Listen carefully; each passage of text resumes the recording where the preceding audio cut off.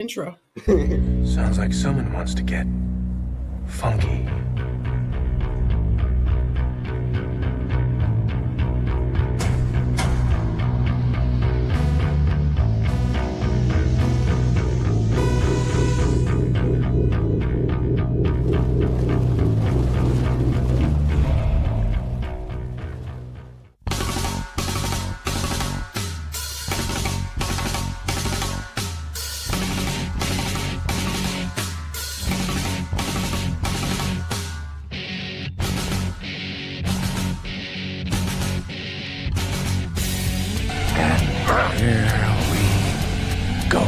Comix podcast with Mighty Mosby, Andy 524, Mob Stash, and Esther Star. Here is your host, Mighty Mosby. Let's fucking go.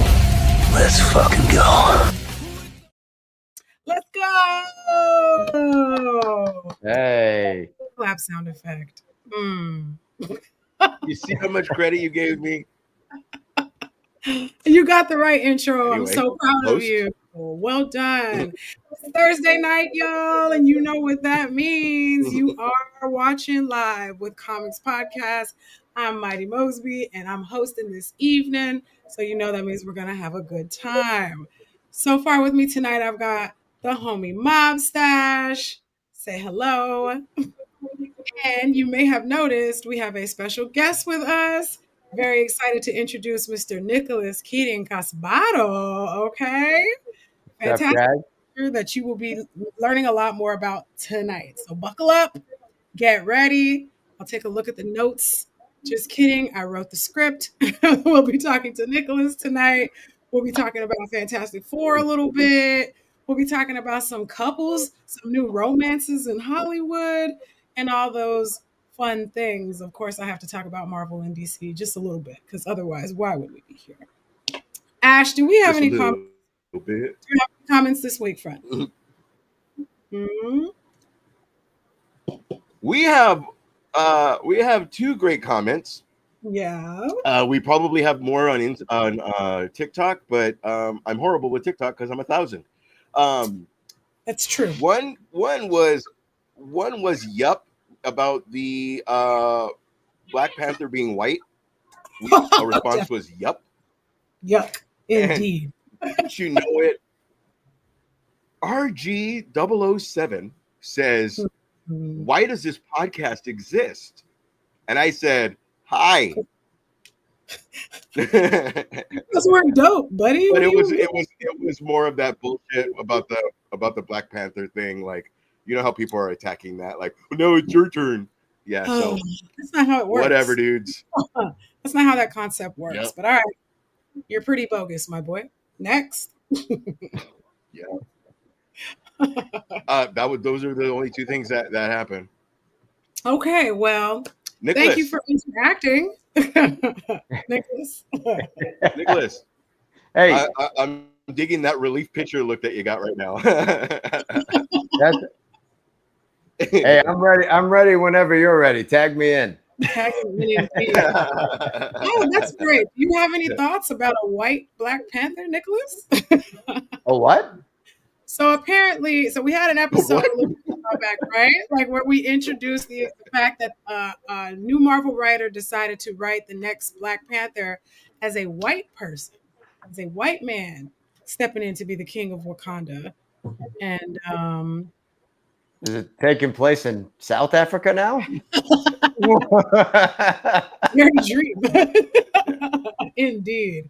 So yeah, some people have this idea that because they've done ethnic swaps for characters before, i.e. Nick Fury, that it's our turn to step back and have our characters turn white, I guess. Is that why the author said he did it? He said that according to the author, it's supposed to make us think and make us uncomfortable.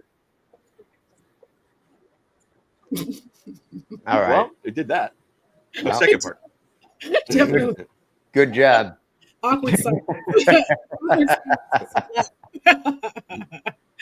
I mean, I don't know. You got to wonder about a lot of the choices that get made nowadays, and whether or not it's literally just like almost like hate bait like, oh, I'm going to do this because this is going to get a bunch of people mad, and then everyone's going to start chatting it up, and then everyone's going to bitch and moan, but then everyone's going to hear about it, and it's going to get more eyes than it would have gotten. I feel like that is a tactic that's used nowadays more than ever. So, I mean, hey, maybe we're talking about it. Boom, right? Mission Kind of accomplished. working. Mission accomplished indeed. Yeah. He's Okay. making Wakanda great again. Oh no. No. So should we call you Nicholas for the rest of the evening, or would you like to go by something else? Nah, Nick is fine. Nick is. Nick. You got it. Okay. Yeah. So let's oh wait, I saw you were sipping on something. I'm curious as to what you're sipping on, friend. I'm sipping on a little Macallan 12 right now. Ooh. Yeah. Okay, bringing some dignity to the show. Hey, easy. Evan Williams is not that bad. Evan Williams is not that bad compared to a Macallan 12. It's a drink for authors who write about shit that makes you want to drink. Boom. Boom. Hey. Okay, so you heard it, folks. The drink of the night is Macallan 12. If you think you're cool enough to sip that, I dare you to try. Okie doke. So, as I said when we were coming into the show, we have author Nicholas Keating Casbarroand here, aka Nick, sipping on the Macallan, and he's here to tell us all about Vitalerium. So, right off the bat, what's the pitch? Yeah. Tell us all. All right.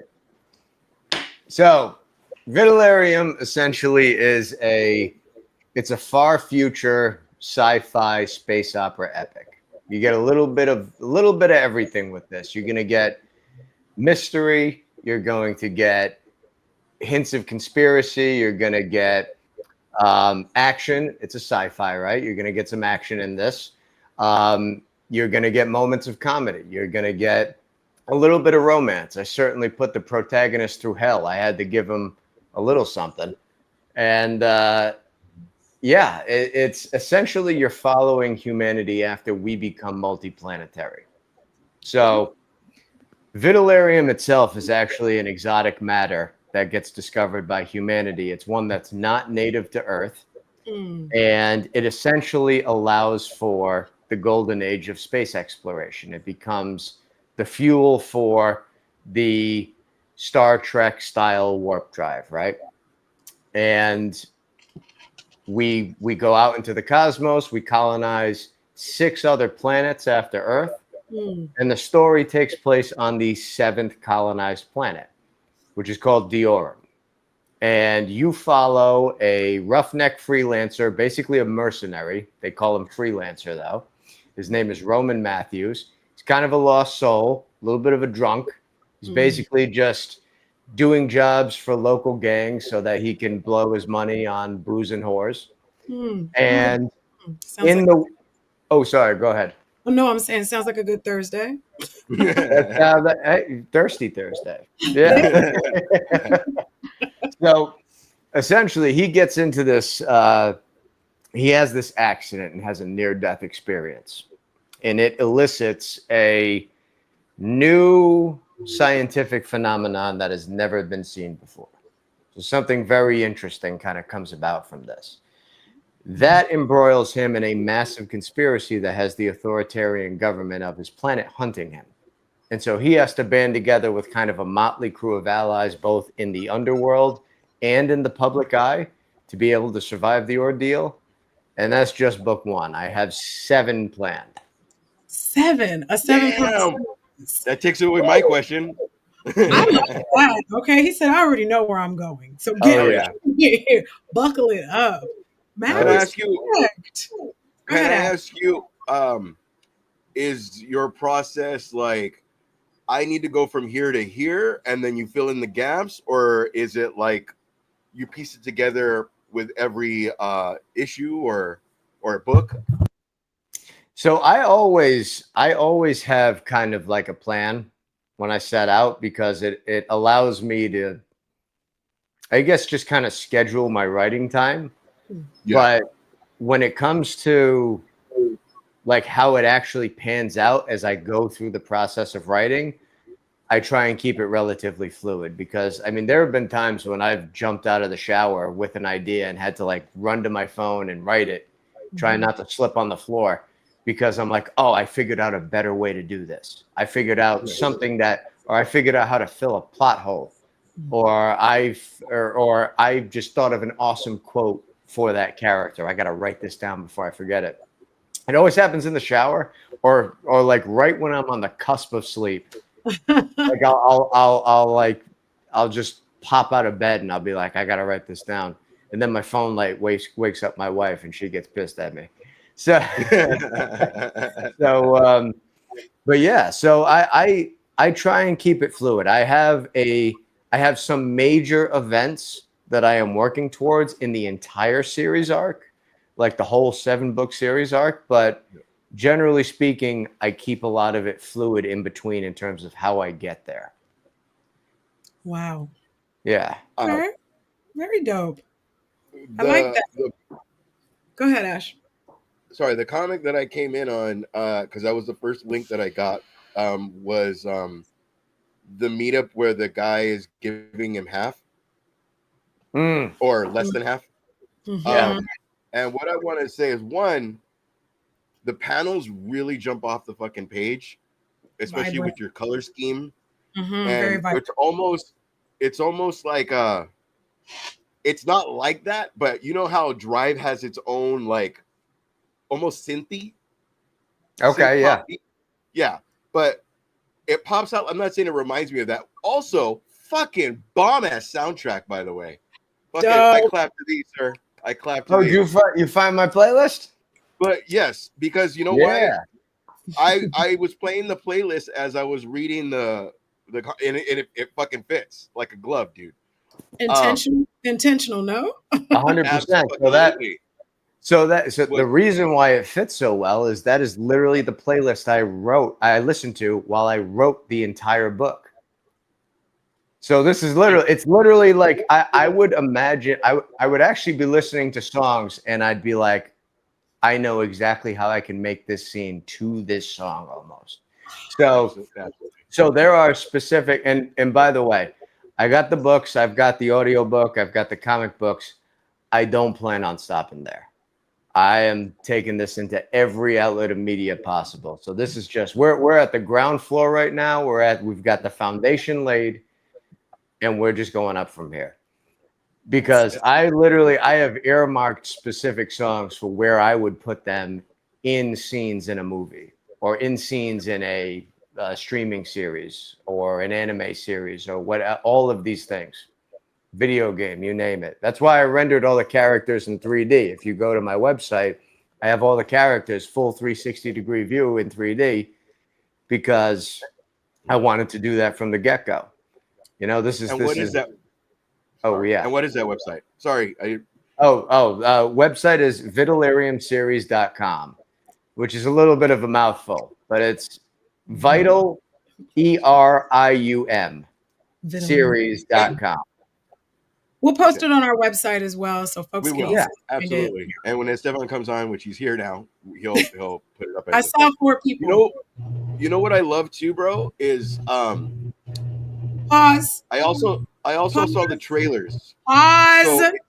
Hi, Esty. Welcome to the show. Hey guys, sorry, I apologize. My 9 to 5 today turned into a 9 to 8, so I apologize. But look at you, dedicated. Made it anyway. Yeah. Got to make that bread somehow, right? Yes. So Ash was just talking to, since you're joining us now, Ash was talking to Nicholas about the super dope soundtrack that was going right along with the comic. And Nick was sharing how it was the music he was listening to while he wrote it. And he's like, I got the perfect scene that will go with the song. He paired it up, and then he was sharing his website with us. And we're talking about how we'll put a direct link to the stuff on our website so folks can get to everything easily. And then Ash was finishing up his follow-up question. Go ahead, Ash. Hey, that's for shutting me up, Nick. You know what else too was when I read the comic and then I saw the trailers, it was like it makes it feel like it's a whole fucking world and it's like from what I see in the trailer, it didn't have. Maybe it did have Freelancer in the helmet, but I couldn't tell if it was him or not. But either way, but it made it feel like, how does that guy fit in this fucking world? Like, it just makes it feel like it's more than just him. It's like again a whole fucking world. Mm-hmm. You're absolutely right to assume that. So it's, no, you're right. So I the book is multi-narrative. So you don't just follow Roman Matthews. Yes. You follow, and I did this for a reason. First off, I wanted to give everyone like a full scope of the world building, Sure. and I wanted to make it really immersive. And I feel like a way to show different parts of the world, different areas, different. I mean, what I mean, you follow some politicians, you get a feel for what the high life is on this planet in an authoritarian government. You get a feel for the political turmoil that's brewing in the background. You get a lot of political intrigue with this because there's a lot going on that kind of leads to the conflict. And then you've got the exact opposite. You're in the slums where the protagonist basically is kind of floating through life out there, and you get to see what life is like in what they call the grind, which is it's literally just a ring around the entire city states, or the seven city states, excuse me, that where the majority of the citizens live. And the majority of the homes, like the residences there, are basically built out of the scrap from destroyed aircraft from the 100 Years' War that was fought over that planet. Nice. And so that's what. So like even some of the scenes from the first comic where you actually get to see it like come to life on the page, you'll like take another look. You'll see like it's actually supposed to be like old spacecraft that were modified and turned into houses. Nice. Yeah. Okay, so thank you for putting that up, Esty. So this is an amazing project, and you can see all three of us are excited to ask you questions. So to make sure we aren't stepping over each other, I'll say your name. We'll ask our questions, and then we'll give Nick a chance to cleanly answer, so we get good audio, y'all. The goal Fantastic. is clean audio. Nice to meet you, by the way, Esther. Nice to meet you too, man. I apologize for being late. Don't worry about it, man. Nick was talking so much shit about you, Esteban. I know. I know. Okay, so just for the audience who's new to you and new to the project, we've talked about both a comic and a book. So what's that all about? So I wrote the book first. That was the first thing that happened, and I wrote basically the entire book was written at 36,000 feet. So for my last company, I was on a plane 3 to 5 days a week. Wow. So I was always on a plane. I basically beat Netflix. I'm downloading episodes of shows I don't even want to fucking watch. And I was like, I'm wasting so much time. And so I had a couple like ideas that I wanted to kind of dive into. Some of them were from as old as like my high school years. Some of them were more recent. Some of them were based on current events that were happening at the time. This was like right after the COVID era, so there was a lot going on. Yeah. And some of it was based on the fact that I have some fucked up dreams, to be honest with you. Like have you guys ever had sleep paralysis? Oh yeah. Yes. I get that on a fairly regular basis. And stressful. Yeah, well, I turned it into something cool. There it is. I mean, and you'll get to see. So there's even like kind of it's a little small now, and it's going to slowly build as the series arc continues. But there's like a little bit of a cosmic horror element that kind of sneaks its way in there, and it's relevant to two of the characters. One is the protagonist, and one is another one that you'll have to find out about. But you actually don't even find out the true, like really what's going on until like almost the very end of the book of the series. I love a story like that. So it's probably the longest running narrative that I have planned right now in this series. And anyway, so I wrote the book on a plane. I decided, like, okay, well, what's the next logical step? Like, if I really want to turn this thing into a series, into a video game, into a movie down the line, what's the next logical step in bringing it there? Well, let's put out a comic book. And I can do that relatively. I mean, it was a process, for sure, especially because I had never done a comic book before. Writing, different kind of So, writing. but that was the next logical step, to basically bringing the words to like a pictorial version that I could put out to people to see, like, to basically be like, this is what I'm writing about. You know, this is like what it's supposed to be. This was what was in my head. And I can't take all the credit for the comic book. Actually, I'll take like minimal credit for the comic book. I have a phenomenal illustrator and a phenomenal colorist. The illustrator's name is Francisco Nilo, and the colorist's name is Chandran Panusamy. And like I said, it's like they pull it out of my head. Nice. They are incredibly talented. They've been a joy to work with, and I mean, you saw the comic. They fucking crushed it. Beautiful. Yeah, we'll make sure to post their names as well. Ash, Thank you already had a turn. It's Estee's turn. Nick, I'll get you back, Ash. Don't worry. Looking at the comics that you sent us, my God, dude, just the way that you were talking, giving props to your illustrator and to your cartoonist, or your colorist. It's just fuck, dude. Like the colors just popped, and it was, and I think that's what was the immediate punch to pull you into this story, dude. And just the vibrant colors, and just to kind of see that this is not your typical story. This is not your typical sci-fi. I got that feeling right off the bat, dude. And I was in.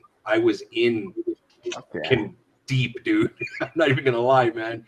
Thanks for saying that, man. I appreciate that. Thank you, dude. Seriously, I mean, it's like I've been going back and forth and reading them, because it's like on my lunchtime at work, I pull out the and I'm reading it, and I'm just like, you know, and I'm reading it on my phone, and it's like I'm zooming in, and then it's like I'm zooming out so I can go ahead and see the, and I'm zooming back in. I'm just like, holy shit, like, you know, just it's oh, dude, major props to you and your team. This comic book is phenomenal. I'm in. I want more. You know, I want more. I mean, so going to, and here's my question: having that feeling that you have your team to just pull these ideas out of your head, I guarantee you it was refreshing and a breath of fresh air, just to be like, oh my God, yes, you're hitting the nail on the head. But to Mosby's point, the writing is different when it came down to writing a comic book and a novel. What was there a difficult part for you to translate novel to comic? Yes. So each comic right now the comic is basically an adaptation of the text from the novel for right now. Okay. And I'll get to that with the rest of that in a second. But each episode ends up being about 1 to 2 chapters condensed. Nice. Okay. And there's 31 chapters, right? So there is, and this is book 1 of 7. So I have like endless content to make more comics. So there is plenty more coming. Comic 3 is literally 10 pages in already. Okay. I should probably have that out end of next month. As far as the difference between writing text and writing a comic script, miles apart. Yeah. And thankfully, the illustrator, when I met him, it was my first time ever writing a comic script. So he had actually provided me a kind of like a sample script to work off of.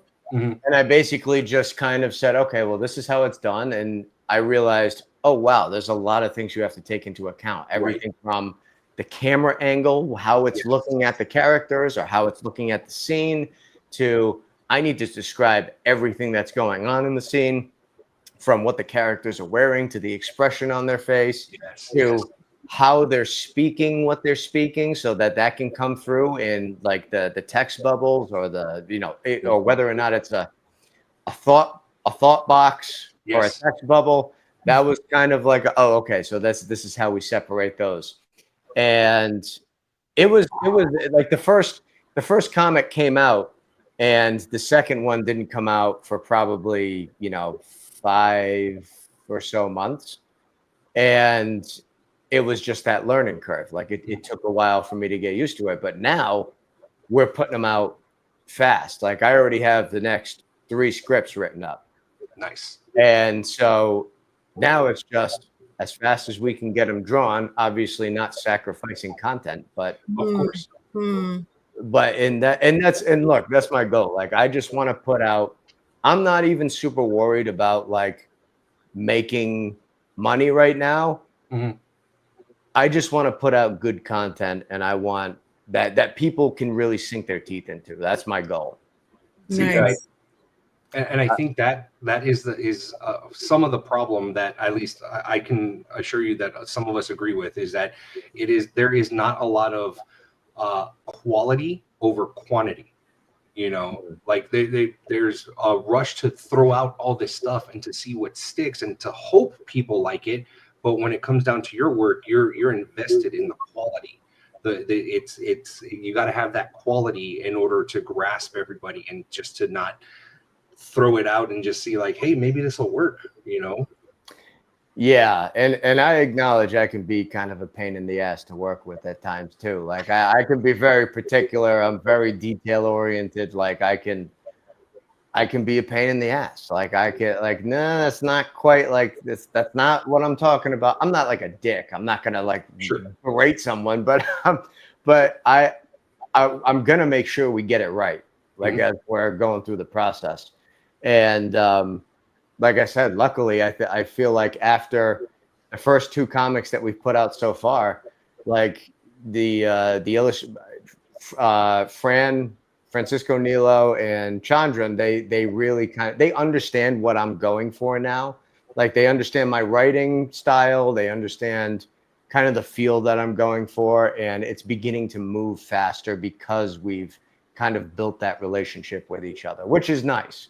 So now we can begin to, I guess, ramp up without sacrificing for quality. And that's the goal. That's my goal, is just to keep building this up. That's awesome. Yeah. We By had the way, oops, sorry, go ahead. I was going to say that I know one thing that I kind of mentioned before, and I wanted to talk about this, is I just planned out with them basically the whole canon for the series. And what's going to happen is anything that's basically following the narrative of the books, the adaptation versions, that's going to go forward in basically chronological order, episodes 1, 2, 3, 4, 5, etc. Anything that happens before the time of the book starting is going to go backwards in chronological order. And so that's good. So the next episode that actually comes out is episode 0. And then anything that comes after that is going to be 0x1, 0x2, 0x3. It's going to be going backwards in chronological order. Okay. And I just wanted to do something that was kind of unique, and I feel like that's something that I hadn't seen before. I talked to, my artists. They were like, "No, I don't think anyone's done that before." Like that's kind of an interesting way to go about it. And then I have plans for character offshoots where I'll be able to go deeper into each character's backstory and show basically where they came from, but then also where they meet up with the narrative of the book.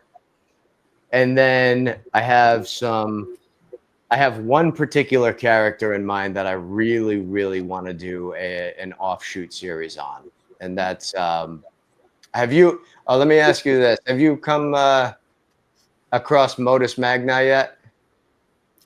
Not yet. Mosby has? Okay. You did? Yeah.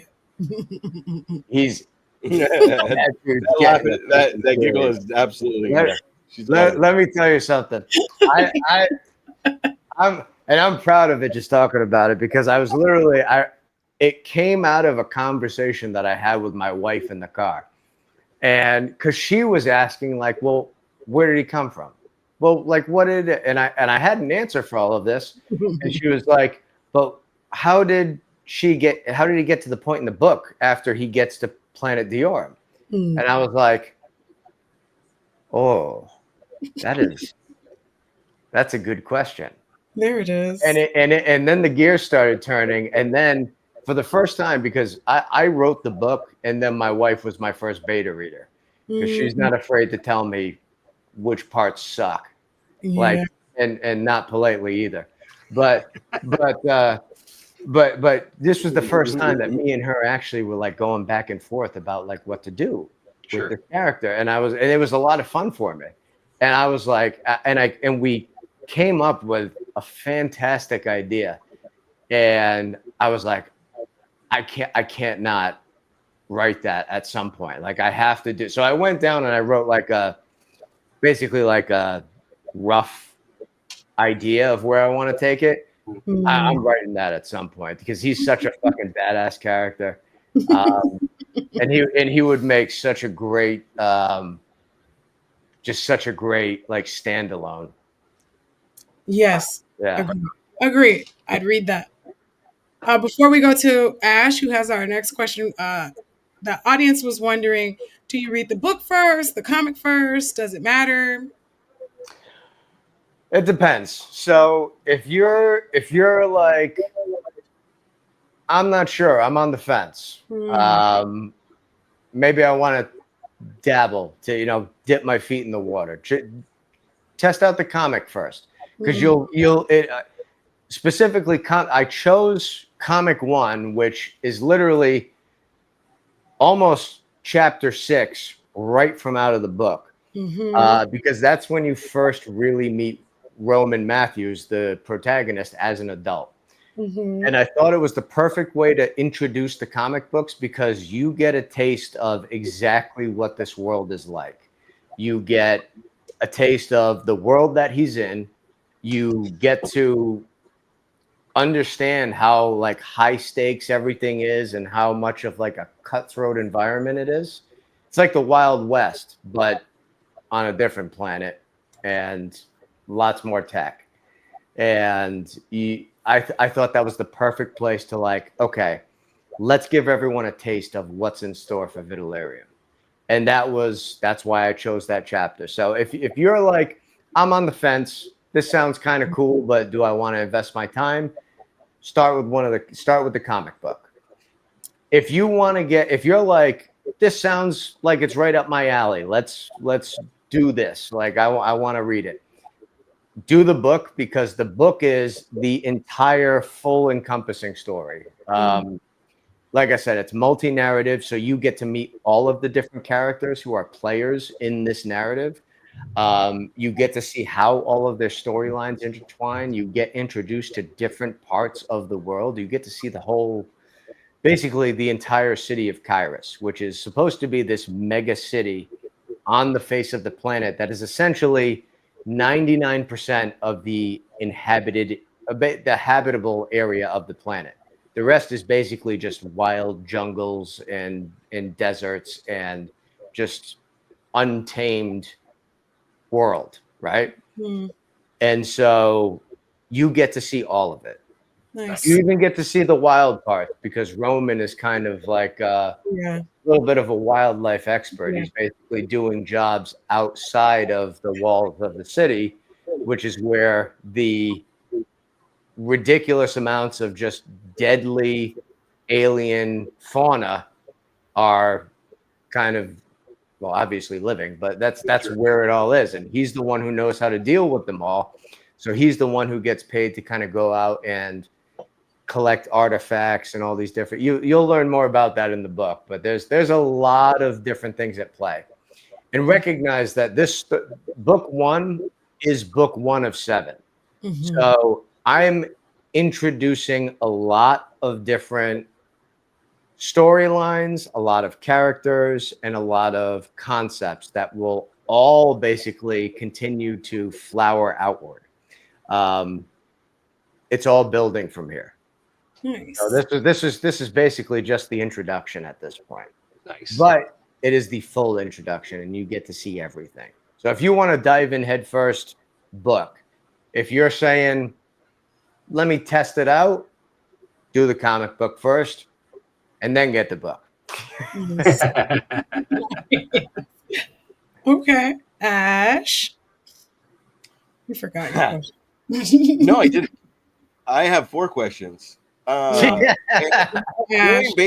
Going based on what you said. One question. I know. Well, one, he said he was going to chill. So 2. Oh, Ash, late. I'm probably delayed. I don't hear my delay, but moving on. It's kind of 2. When I saw the comic book and then I read the pages, for me, I sound like millennial. For me, it was like I had a face to what I'm reading, as opposed to like some people choose to have it like some people have it where they read the book and when they see the whatever, it's not what they imagine, so they make it stupid. Like they make it stupid in their head. But like for myself, when I read the comic and then I saw the pages of the book that I saw, for me it was like I had a face to, I could imagine it happening now. Like I could imagine it because I have a face to what I'm reading. Is that like if I were to read Lord of the Rings or Harry Potter now, it would be the actors in my head. Right. Does that make sense? What's the question, friend? Oh shit! I was just trying to add to his shit. So I was just trying to say, like, it's how you choose how you read the book if you want to do your imagination, and do the comic book and then the book if you want to have a face to the. Okay, my question is that's a good point. That's a good point, though. Yeah. And it's funny because I got like if you saw me at a Comic-Con, I'm actually doing Tampa Bay Comic-Con tomorrow. I got to drive up to Tampa, but like if you go to the booth, I have all like the 3D. I've got like this giant backdrop with all the characters and all the. I got artwork everywhere and neon lights. It's like anyone who walks by the booth gets bathed in laser lights.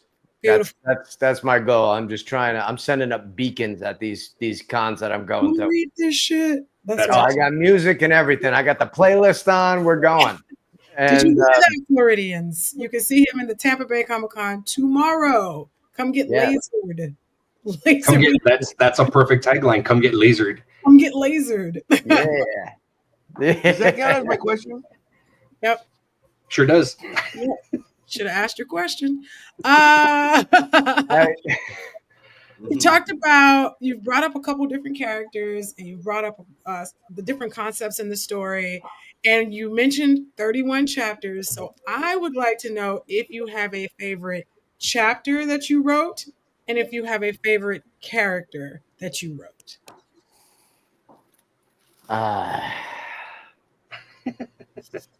That is a good question. And I kind of do. One of my favorite characters. What chapter are you on? Me? Oh, yeah. 8. All right, so you're gonna do it a bit. You're not gonna meet this character for a little while. Yes. So all right. I'll tell you. The character's name is Nails. That's all I'm gonna say about that character. But he is a fucking trip, and I was proud of just how do I describe this? Have you ever done something and you're like, I can't believe it turned out so well that I was like, I didn't fucking do that. There's no way I did that. And I was like, but it just fits so perfectly into the story and it was kind of like a random, like, what if I had this crazy fucking character and I inserted him into a very serious situation and somehow it worked. And I don't think it was too. I think it was serious, like the surroundings and the kind of the gore of the situation was serious enough that it wasn't too like hacky action comedy kind of feel, you know, like how that can get sometimes. Yeah. It was just like it was like a head spinning type of moment, like what the fuck is going on? And I remember finishing the chapter, and the chapter is titled Glowworm Hunting. Nice. Yep. And it's later in the book. Yeah. And I remember writing that, and I was like, I think this is a good one. Like I remember thinking that it was a good one. And it like every time I talk to someone who's like, hey, I just read the book, like this was crazy, like this like that would come up, and I was like, yes, that was exactly what the fuck I was going for. So it's always good to hear that. Beautiful. I have a second favorite, and it's chapter 17, and it's Unlikely Alliances. And that's when you get, once again, it's when you get a better feel for the Modus character. Mm-hmm. You get a better feel for a couple of different characters, because that is a scene where you get a little bit of a glimpse into Roman's prior life to when the book really starts. Okay. And you also get to know, so like it's the majority of it is a conversation, but it is somehow it's very engaging, because it's kind of it's a very heated conversation between like 3 or 4 different people. You'll see why. I don't want to give too much more away, but Chapter 17 and nails. Yep. Okay. Keep that in mind, folks. When you get to nails, you definitely got to reach out and shout out your thoughts about nails. Okay, Esty, it's your turn. Although it sounds like it's your dog's turn. I know my dog's a pain in the ass right now. She thinks she rules the world, and her world is my backyard. So Beautiful. okay. When I jumped on, you guys were talking about soundtracks and certain songs fitting in certain parts of the book, which I thought that's interesting. I want to hear that some more. When you were also saying you have in mind the media, which way you're going to go, movies, series, video games, anime, things like that. Is there a specific actor / actress that you would love to play in your series? Who would you want them to play, and who's the main actress or actor that you would want to play these characters? Henry Cavill, protagonist. Ooh, all right. Cavill is on this show. Henry Cavill for Rowan. You got it. I Okay. dig it. I dig it. I dig it. Yep. After I saw what he did with Geralt of Rivia in The Witcher, dude. I mean, he crushed it. Like when it comes to like even like that discerning grunt that he does in like in the video game, and then also he does it in the series. I'm like, dude, this is He nailed it. And I feel like Roman, in a way, he's certainly someone who has some serious post-traumatic stress disorder. Like, and you get to see why very early on in the book. Yes. And that obviously plagues him and kind of molds him into the hardened mercenary that he is for the rest of the book. Right. I feel like he's like a less refined version of Geralt of Rivia, because in The Witcher, he's supposed to be what, like 95 years old.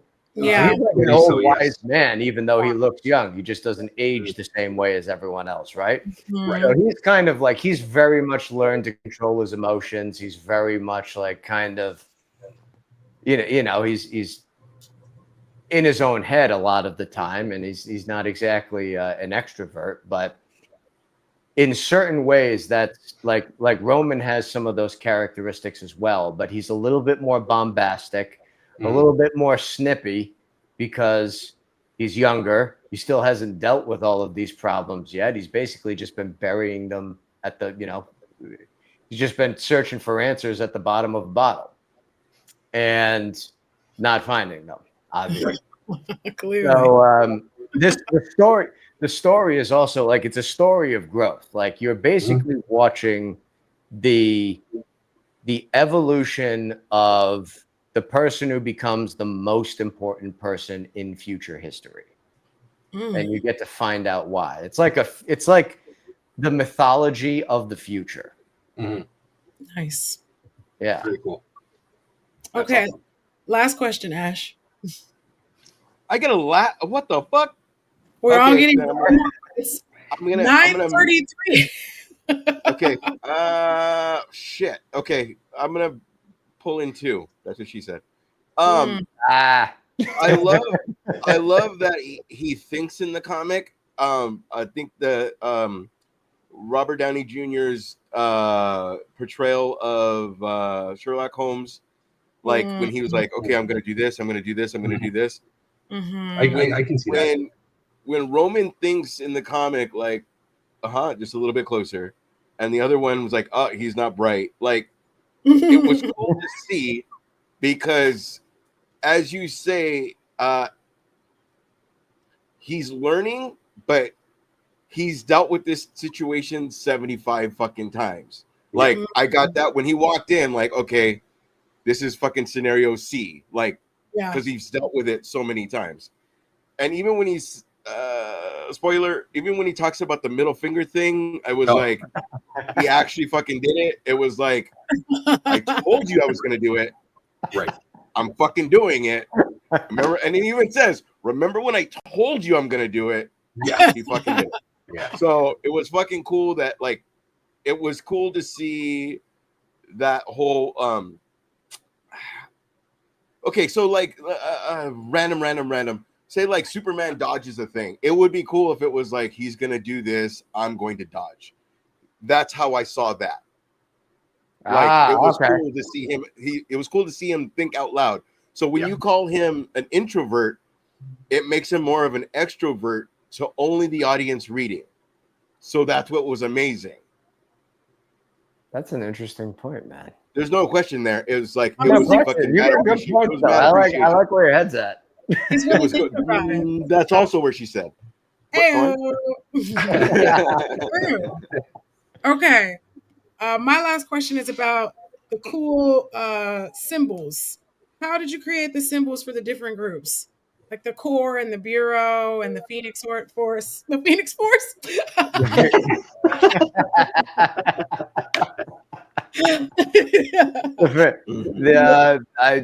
Oh my god, I'm forgetting that. The Golden Phoenix. Yes. Yeah. Oh, this is evil motherfuckers. They're bad. I was really sad about that because I was like, "Ooh, a Phoenix! I want to be on that team." And I was like, "No, I don't know what to do." I was so hyped. Like, I want to be in this house. Never mind. It's well, it's funny. It's funny you mentioned that because as like kind of corny as it is, I was like, I've seen how like fan bases can be built around almost identifying with certain parties or groups within, stories like this. And I was like, well, I think that's awesome. Like that's cool that you can find something that you can identify with in, one of those groups. I mean, just even look at like Star Wars. Some of the most popular Star Wars comics out there are like the Vader ones. Like the Vader, like the Vader ones, he's got his own fucking following.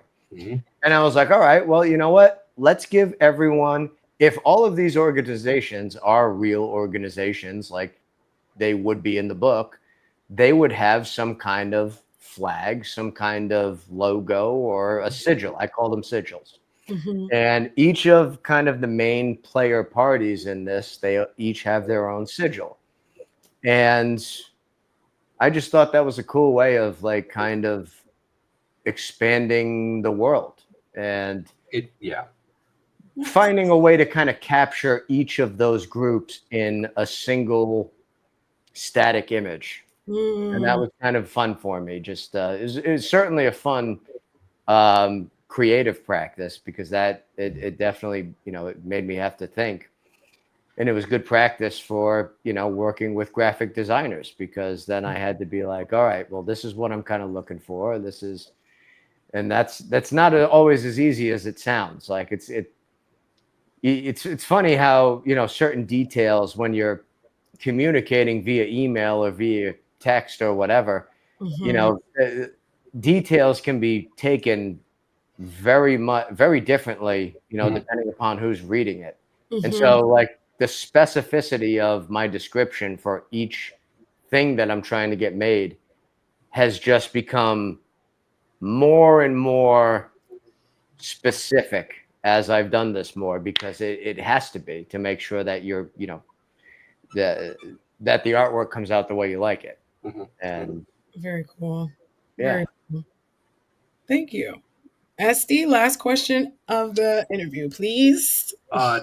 Going to the sigils, it's more of a statement. It just gives so much more depth to the story. It really does. It gives that, seeing the sigils, seeing that they're there and they've been created into this world, makes me, at least for me, feel like, okay, we're established. This story has been going on for years. Like there's so much more to this, and having that established, it makes it feel, for me, it makes me feel like I was saying earlier, it's like I want more. I need to know more, So it's diving into the book is going to be one of those things where it's just kind of like I need to finish this book. I need to figure out what's happening next. I need to know more about these characters, these sigils. I need to know who Nails is. I need to get to chapter 17. That's what I need to do. I need to get to chapter 17 like tonight. Like I need to figure this out. You know what I mean? So kudos to you, sir, with creating this entire universe and this entire world. That's fantastic. It's certainly given me inspiration to finish the stuff that I've started that I have yet to finish. You know what I mean? So that's all inspiring, and I love that. That's fantastic. I love that. Well, shit, man, thank you. It really you guys are awesome. It's one of those things. Thank you, seriously. Like that's super kind. And that's all I'm hoping for, is that people can say, like, this is cool, I can get into this. That's all I'm looking for. I want to give people something that they can really get into and like enjoy, and it's not just garbage that was rushed out, and it's not just like, oh, there's like, they're trying to steer my decision making that way. Like it's like, I'm sure you've seen it in like movies, or it's just some super current event has been like kind of copy pasted right into it. And I did pull from current events, but it's definitely not a 1-for-1. Like I tried to just, I guess the point I'm trying to say is thank you. No, long story short. Well, it's really nice to hear that, because that's what I'm trying to do, man. Yeah. I mean, it's just seeing this being put to page, seeing that their words and stuff like that are put to page and brought to life. I think, again, that's inspiring, because I know Mosby over here, she's a writer. She's got books published and stuff like that. So all right. It makes it all inspiring. I know she's all blushing now. It just makes it inspiring, because it's like, there was a point where it's like I wanted to do that stuff, and then life, you know what I mean? So I got to put a halt on that stuff. Seeing that, everyone that we have met, that we've had on the show, and seeing that they're bringing their projects to fruition, to life, and being, it's like, shit, man, like, yeah, me too. Let's do this. Like, why not? Yeah. Ash, you had one last thing to say? Yeah, that shit wasn't a question. That's on me. I was here first. Listen. You blocked us. I was in the waiting room. Me and Nick were already like we're already cool. He's like my beneficiary.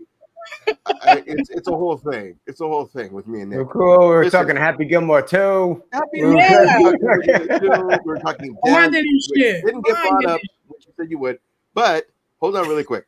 Get to the If question. you look at this motherfucker's, and I say that with respect, I reviews, was like, he sir. is loved. He is absolutely loved. Yeah. He has awards. He has a certificate. He is fucking loved. Yeah.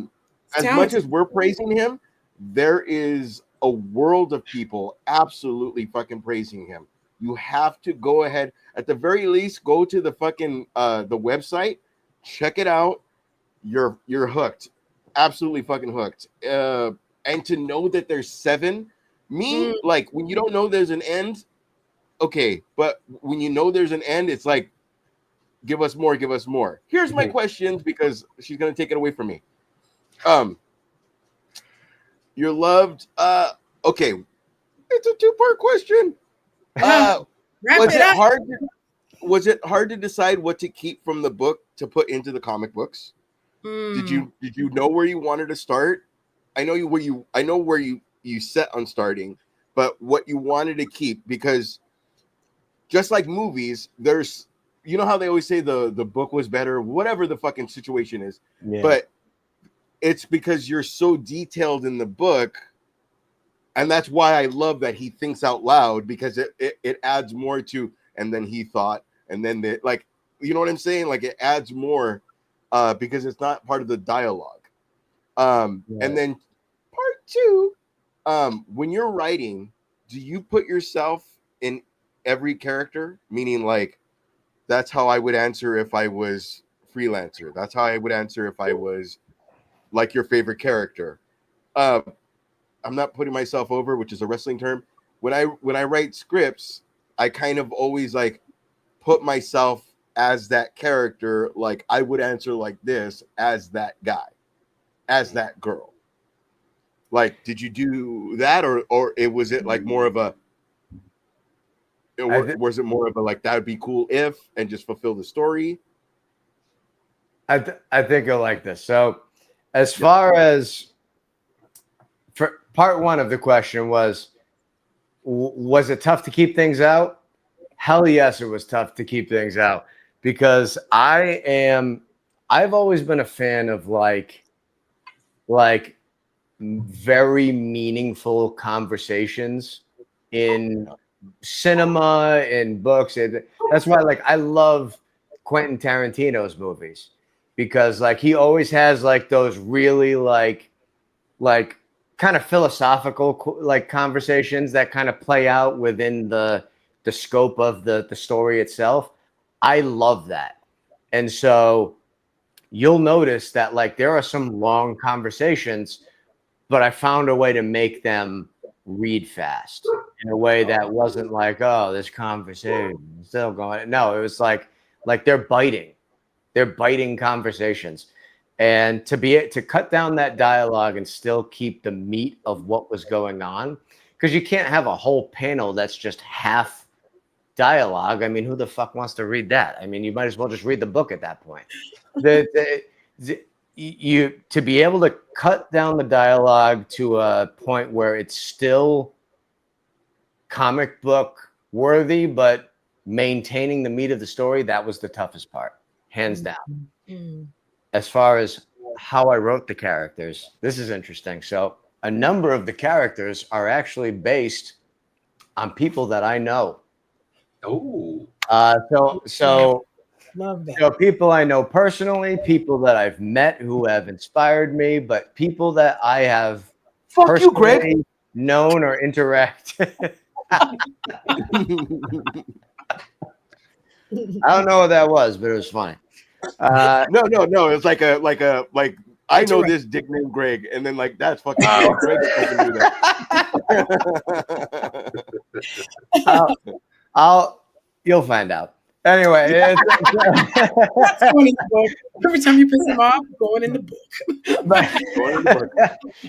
but like, especially some of like the major characters, I found that if I modeled them after someone I knew, I know that person and I know how I interact with that person, and I've seen that person interact with the world. If I model it after them, it breathes like there's an extra breath of life in that character, because that is how that character would actually act. I've seen it fucking happen. Yeah. And you know, and so it's not all the characters. Some of them are just kind of, pure fabrication.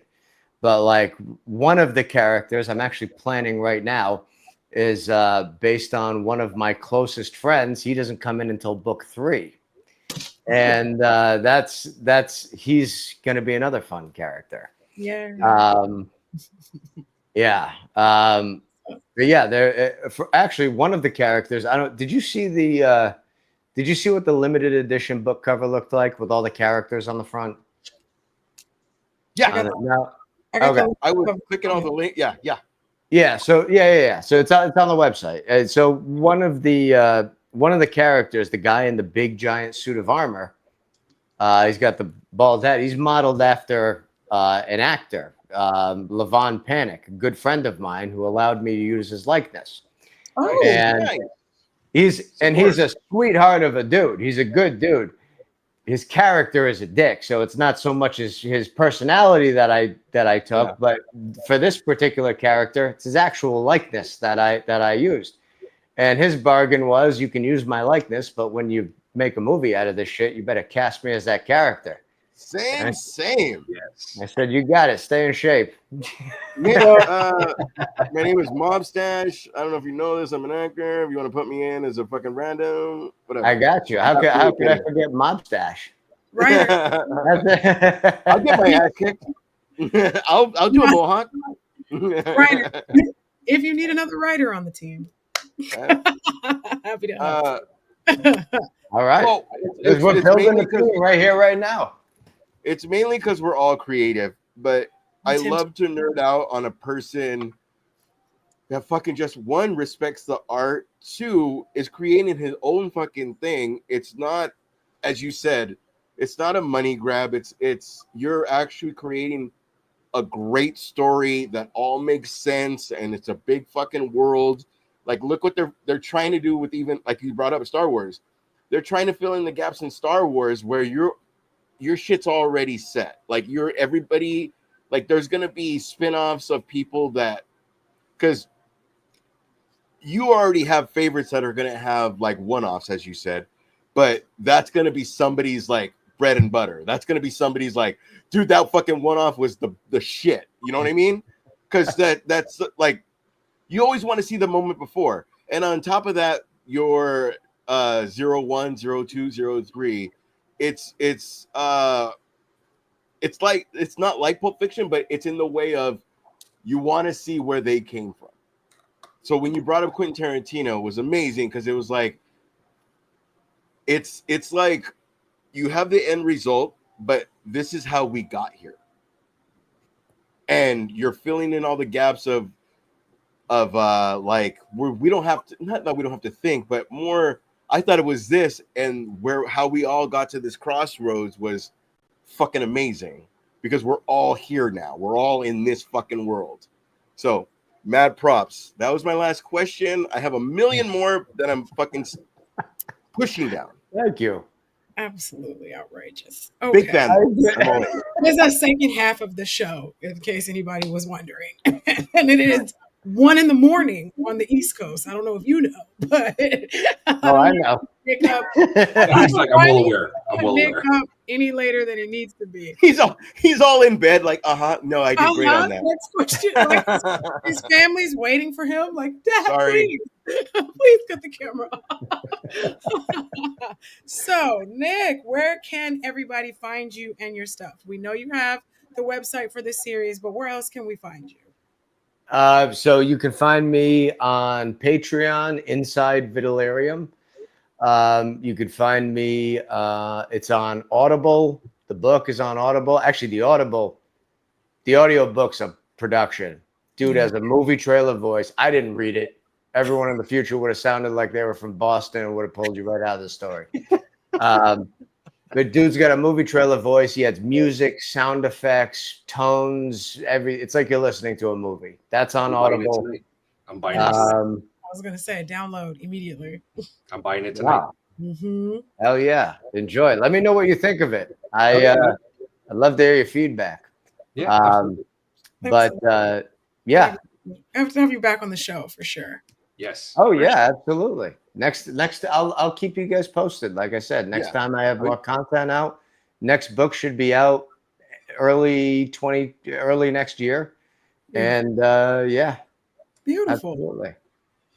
Okay, so like I said earlier, you definitely have the option to take off because we know it's late and you've got Tampa Bay Comic Con tomorrow. But we're gonna slide into some shit talking right after this if you'd like to do some more shit talking. I'll tell you what, I'll hang out for like 10 more minutes, but I do have a 4-hour drive tomorrow. So I'll hang out for a little while longer. We appreciate I'll get a taste of the shit talk. We appreciate it.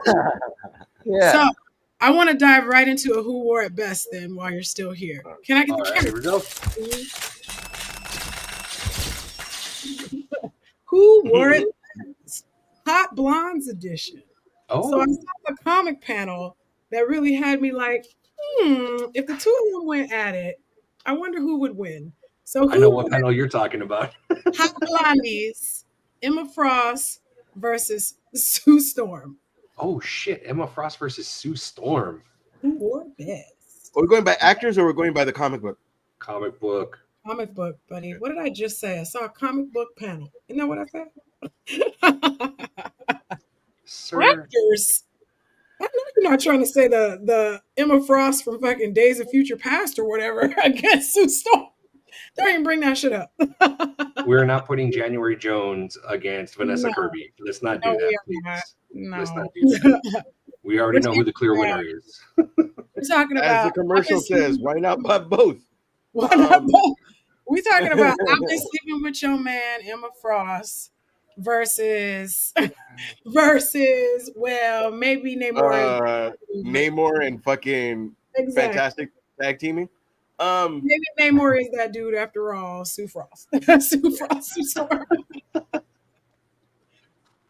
Which makes finding is Emma Kirby. Oh, what's her name? Vanessa Kirby. Vanessa Kirby. That's what I'm. Vanessa Kirby versus January Jones if we were doing movie versions, but we're doing comic book. Emma Frost, Sue Storm. Damn. I'm gonna go, if I may. I'm gonna go with Emma Frost. I'm gonna go with Emma Frost, and the only reason start why, with if I may. If I may. If I may be 15 minutes late. Oh, damn. I know you're not talking. I know you're not talking. Anyway. I know, right? No shit. Go ahead, Esty. I'm saying Emma Frost only because she's got the telepath. She's a telepath. You know, Sue Storms, she's got the material manipulation where she's gonna go ahead and build the force fields and stuff like that. Emma Frost can get into your head, so I'm gonna go with Emma Frost. Okay. I support it. I'm looking at pictures now. I support it. I love it. Ash? I'm gonna go Sue Storm. In that there's many times where a fucking asshole becomes an asshole and she has to be the one to like bring the team in, and like even if it's her being mad at him and like, all right, I'm not gonna be the asshole. Like, do you get what I mean? Like, she's more the heart of the team. I'm gonna go that because she can take care of a whole team and not just herself. So I'm gonna go with her. Okay. It's definitely dude. Even during the movie when she did the force field, so fucking could do the fucking like hell yeah, the team. Oh, you're talking about the 2007 movie? Outrageous. Sue Storm. She had a nosebleed and she was still hot. It's definitely Sue Storm. I mean, when I tell you she whooping everybody ass, Sue Storm is whooping everybody ass, including Emma Frost. She will have a field around the brain before Emma can ever get in there. And Especially I saw a panel where Sue put a force field around Thor's hand holding Mjolnir, picked the whole shit up, and threw it at another Avenger. Oh, shit. So, like, Sue Storm is a beast. She just happens to be somebody's mom. So she's mostly chill most of the time. But, like, she can expand a force field in your body. She can expand a force field in your cells. Like, okay, bye, Nicholas. He said, I told you 10 minutes. Good night. it was a countdown, like Right? And even if he did that on accident. So, yes, final answer, Sue Storm. But even if Nicholas, that was an accident, thank you so much for being on the show. Thank you, everybody that tuned in to watch. that guy was awesome. This is definitely going to be a two-parter episode. So the interview will be the first part, and then the second part, of course, will be this shit. So look forward to both part 1 and part 2 when Hey, does our as the host, though, you can't be fucking giving people homework. Like, hey, you got to make this 2 parts. Someone has a lot on his plate. Make sure you just He's cut back, it. motherfuckers. He's back. Literally where Nicholas is. Oh, he came back. Yeah. Relief pitcher. He's relief pitcher. I'm telling you. Relief pitcher. He's back. I wouldn't just dip out on you guys like that. I didn't realize how low my phone battery was, so I had to plug back in. Yeah. Gotcha. Oh, it's all good. Yeah, we were just saying thank you. We were doing the thank yous. Thank you so much for being here kind of stuff anyway. You're welcome. I was really very happy. And I was talking about how this will be a 2-parter, and you'll be able to see part 1. I'm telling SD to cut it into 2 parts, by the way. Host privilege. And it got asked earlier by a fucking asshole of why this podcast exists. This podcast exists because we fucking magically dumbfuck our way into fucking amazing talent that we're now like all super involved in now because we have a podcast where we get to meet amazing people that do amazing fucking work. That's why this podcast exists, because now this motherfucker is creating a fucking world, bitch, and you're leaving a comment. Fuck you. Nick is the shit. He needed to get that off his chest. He had to get it off his chest. I just hope this is being called. And I mean that, Nick. I mean that with absolute respect, bro. I fucking respect the shit out of your talent. Damn. Okay. Beautiful work. People coming together. Okay. Have y'all heard the latest doomsday rumors? Which one? That the script's never finished, or that they cut down Pedro Pascal's? We're still supposed to be getting a trailer. No, we're not. It's still supposed to be coming out this year. I don't know what's happening. Still haven't happened. The thing that 2 weeks ago somebody stuck onto the set. We're gonna get a trailer. Yep, no trailer. Captain America is no longer leading the team because apparently it was Reed Richards is leading the team.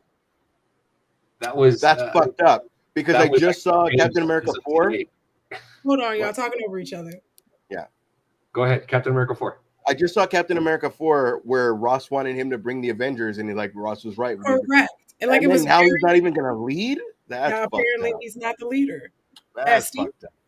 So that is true. He is not the leader. That they were going to push Reed Richards into the front fold, and then as of today, they drastically cut down Pedro Pascal or Reed Richards' role in the film. So he is no longer the lead in Doomsday. So I don't know what the fuck's happening on that set. I don't. Who's the lead? Great question. They don't even have a finished script. They don't have a finished script. The third act's not even done. They're still filming, and they're not even done with the third act. They're making it up as they go. Oh shit! Pretty bad. It's like, did you guys ever watch Entourage? Yep. Oh yeah. Oh yeah. Remember when they're making Medellin? Medellin. He doesn't have an end to Billy doesn't have an end to the fucking movie. They call in the guy to write the movie, and then he figures it out as he arrives. Yeah. Yep. I hope they get their Medellin moment. And then I hope it doesn't suck.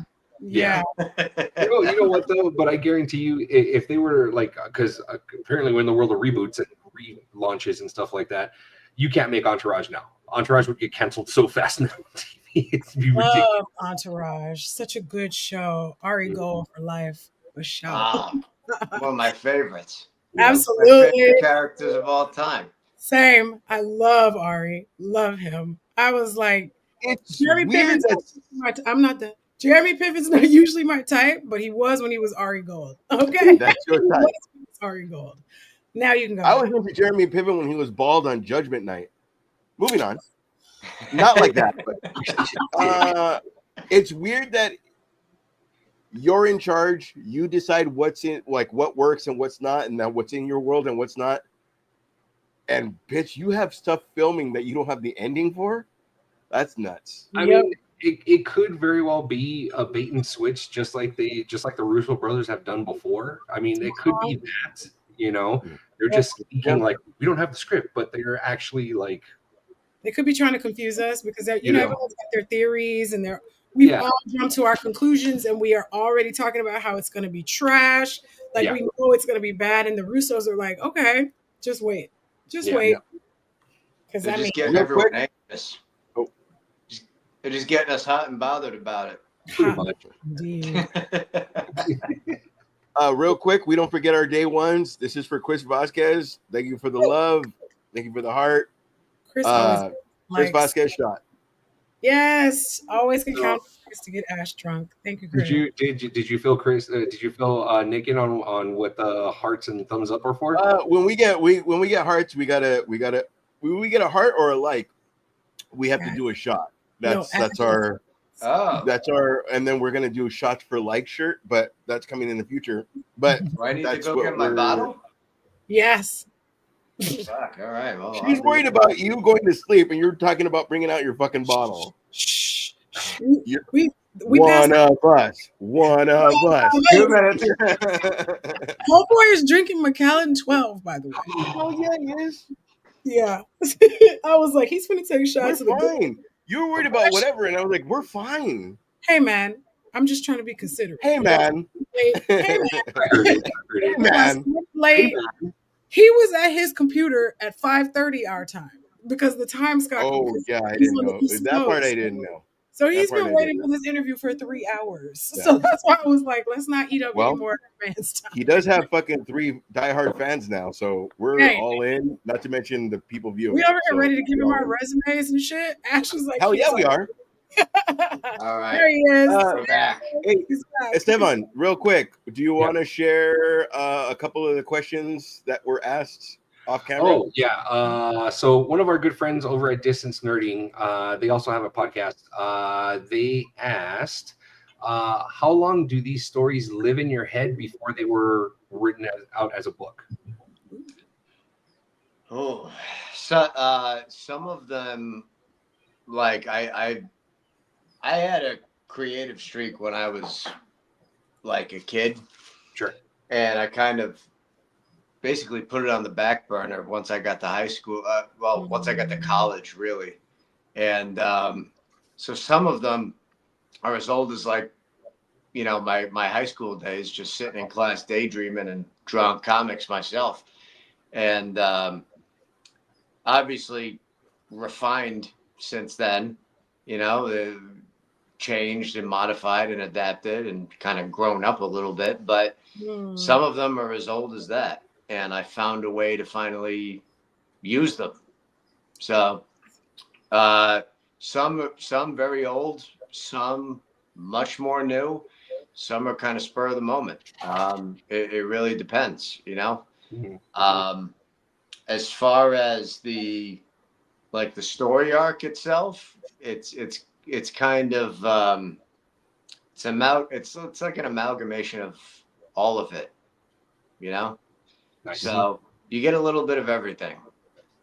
Very nice. Very cool. Very Really cool. do. Yeah. Any other questions from outside folks? Let's see. From Distance Nerding, they're asking, what was it like collaborating? What did you do to help convey the imagery in your head to your artists? A lot of back and forth. So just a lot of communication. And sometimes it was a little bit of trial and error. Like I said, but when I was saying before, like in the interview, when it was kind of I can be a pain in the ass. It was like, oh no, that's not what I imagined that creature to look like. Like it's more like this, and I send a lot of reference images. Like I want the head to kind of look like this. I want the body to look like this, or like that's not kind of the scene I was thinking about. And like I said, they're great as far as like the edits are concerned. Like they're totally understanding, and they're very committed to bringing the true vision of this to life, and they've been phenomenal to work with. And each panel. Oh, sorry, my bad. Yeah, so it's been a learning process for me too, because like I said, I had no idea how to write a comic script when I did the first comic, and I had to trial and error my way through it. This whole thing, I've never wrote a book before this. I hadn't wrote anything other than a professional email in the last decade before I started writing this book. And so this was like I've just been kind of diving in head first into everything I'm just like, what's next today? What else am I gonna learn about? And it's been fun. That's honestly the most fun I've had in my life. Like, I really enjoy it. That's awesome, dude. Each panel goes together great, so I'm fucking very happy. Oh yeah, Beautiful. I'll to that. Nice. Cheers, guys. Cheers. So did y'all know they're gonna make a second Social Network movie? Why?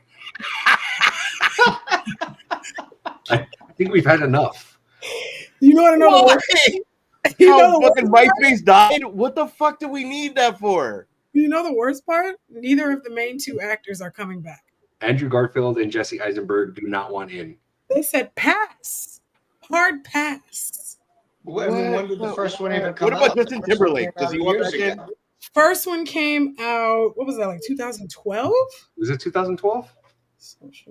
I don't know why I'm thinking 2009. I know that. Dude, Justin Timberlake came out like Bill Finger, huh? 2010.